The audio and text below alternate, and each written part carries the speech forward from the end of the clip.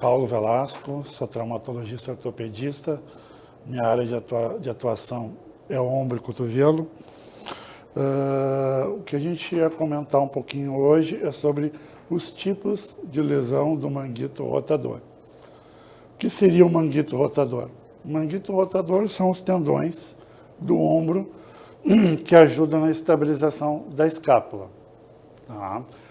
Normalmente, o manguito rotador é formado por 4 tendões, sendo denominados de supraespinhoso, infraespinhoso, redondo menor e subescapular. Quando a gente fala sobre o manguito rotador para explicar para um paciente, até mesmo para explicar a terapia para ele, a forma com que ele vai reabilitar, a maneira como o cirurgião vai reparar esse tipo de lesão, é muito importante a gente saber como a gente está, com que tipo de lesão a gente está enfrentando.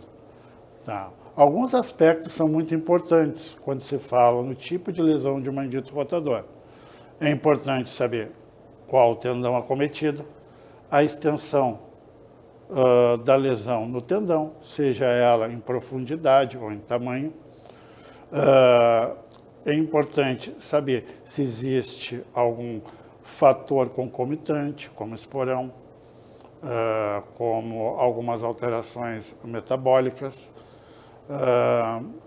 Isso faz a diferença na hora da terapêutica.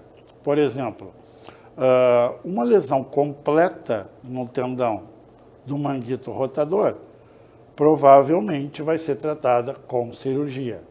Uma lesão parcial vai depender de algumas coisas, como sintomatologia e algumas alterações concomitantes. O que seria uma lesão parcial no tendão? Uma lesão parcial no tendão é aquela que não rompe o tendão completamente. Ela pode ser acometer ele na parte superior do tendão, que a gente chama normalmente de área bursal, ou pode acometer apenas a parte inferior do tendão, que a gente chama da parte intraarticular. Isso, muitas vezes, na terapêutica é importante. Quando se faz uma artroscopia, que normalmente é o método mais utilizado na reparação desse tipo de doença, a gente consegue mapear bem, quantificar esse tipo de lesão, esse tipo de alteração tendinosa, para promover um tratamento mais adequado. Outra coisa importante, qual o tendão acometido? Se é um tendão, normalmente o tendão mais acometido é o supraespinhoso, que representa quase 90% dos tendões.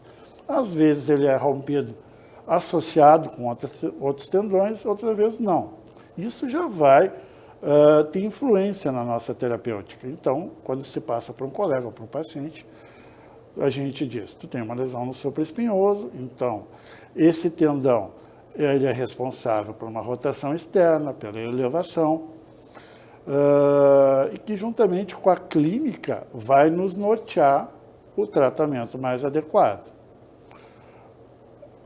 A forma com que a ruptura é detectada. Tá? Existem vários métodos de detecção de ruptura.